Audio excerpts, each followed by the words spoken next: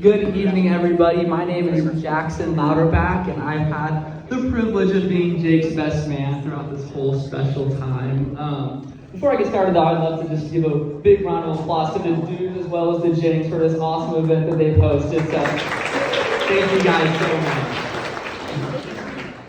So, to give some context behind how I knew Jake, so we actually both grew up in Evan together. So I had heard of Jake and I knew who he was, but it wasn't until our freshman year of college where we actually got to meet in the Beta fraternity house. And also, for those of you who don't know, Jake was actually my best man in my wedding just about a month and a half ago or so. And I will say, Jake, it's been one of the coolest and sweetest experiences getting to walk through these parallel seasons with you. Jake's one of the awesomest people ever because you can always go to him with a question or just seeking out encouragement, and he'll always be so quick to give it to you. But it's even cooler when you're doing the exact same things all at the same time because you can just kind of bounce off of each other and encourage each other all in that. So that's been really sweet, Jake, and I really appreciated that so much.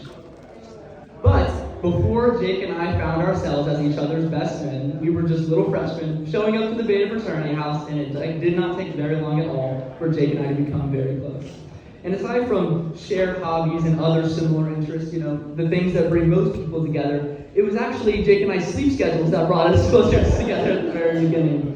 For some strange reason, Jake and I had this unspoken conspiracy that all of the schoolwork that we could get done before anybody else was awake was done way more effectively than any other time of the day. And so, with that being said, Jake and I shared countless mornings either in the dining hall of Beta, Aspen Coffee, or in our rooms, just finishing up the week's worth of school assignments on a Tuesday morning at 6 a.m.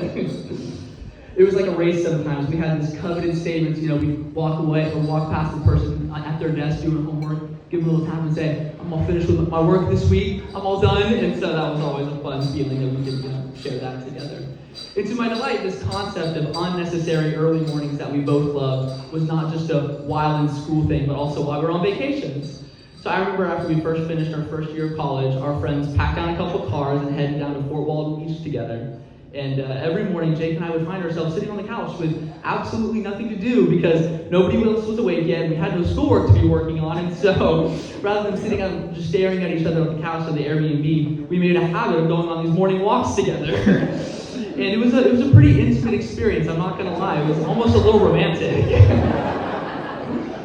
So needless to say, Jake and I got to spend a lot of quality one-on-one time together and consequently have bonded a lot because of it. And as I sat down a while back to begin preparing this speech, I began to reminisce on all of the best memories that I've had with Jake in our 4 years of friendship. Multiple beach trips, like I mentioned, living together for the majority of college. We went to the Hot Air Balloon Festival in Albuquerque, lots of Thunder basketball games, and so much more. But it's a funny thing, when I was thinking back, just summarizing who Jake is to me, and for that fact, who Jake is to everybody in his life, it wasn't these highlight memories that I kept coming back to. And I think after a while, why is this not summarizing Jake in the friend that he is to every single person? But it's because Jake's not a highlights kind of guy. And even though he's fun and always a joy to be around, these high points of our friendship aren't what I appreciated most about him. Now, if you spend any amount of time around Jake, something that becomes very apparent very quickly is how much Jake cares for his friends. He makes a genuine investment into those that are near to him and to the things that his people care about. I love Jake because he's the kind of friend that always checks back in on you on the things that you've told him. You can tell him about something that you've got coming up later that week, or heck, in 6 weeks for that matter. You never have to worry about giving him the updates on it because guess what? He's been checking in with you every single day, asking you if you're excited for it, if you're nervous, and every single detail in between. When you make a friend with Jake, you're making a friend with somebody who invests into you and your relationship at all levels. And I think this is the reason that those highlight memories that I have with Jake aren't necessarily the first things that come to my mind when I think of him. What comes to mind first is the hours and hours we spent playing video games together in our living room, and Jake just asking me question after question about every single thing going on in my life and celebrating all my wins with me and providing encouragement and advice whenever I ask for it. And all the time that we spent just playing basketball, shooting around, and just cracking jokes together. And most of you guys obviously know Jake, that's why you're here, but he's hands down one of the funniest people I've ever met.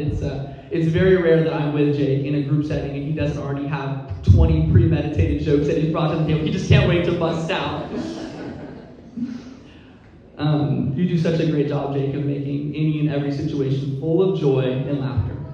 So to put it all very plainly, Jake's not the kind of guy who makes it his biggest, number one priority to make the most out of the big things, but rather Jake's a guy who intentionally makes a big thing out of every single small thing in between.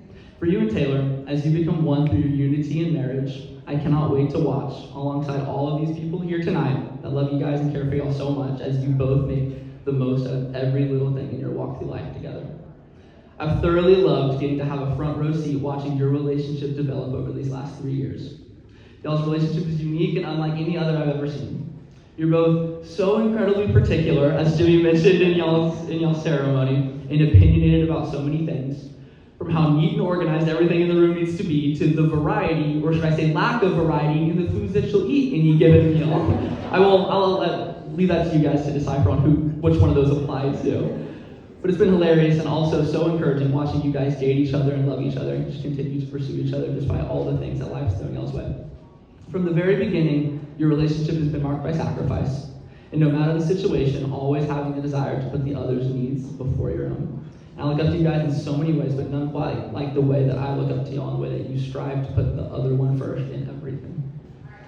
And most importantly, your relationship has always been centered on the brother of Jesus. Together in your relationship, I have seen you both spur the other on time after time to follow after Christ harder and to be more like him.